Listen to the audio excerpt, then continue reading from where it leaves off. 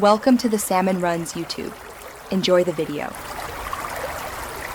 You're ready to change the weather source. Start now. On your iPhone, confirm the watch is paired and both devices are updated, then enable location services and background app refresh for weather. Once done, open the weather app on your iPhone or Apple Watch. This is where you pick locations. If you open on the phone, tap the list icon to add or reorder cities.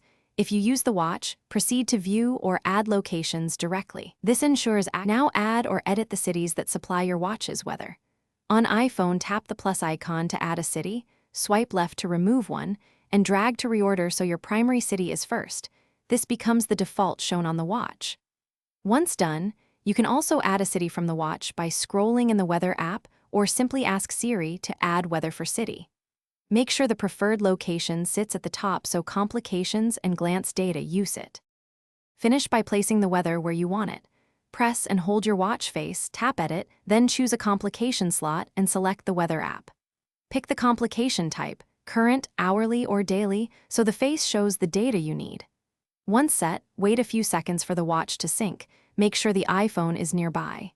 If forecasts don't update, toggle location services and background app refresh. Then restart the watch and iPhone to force a resync.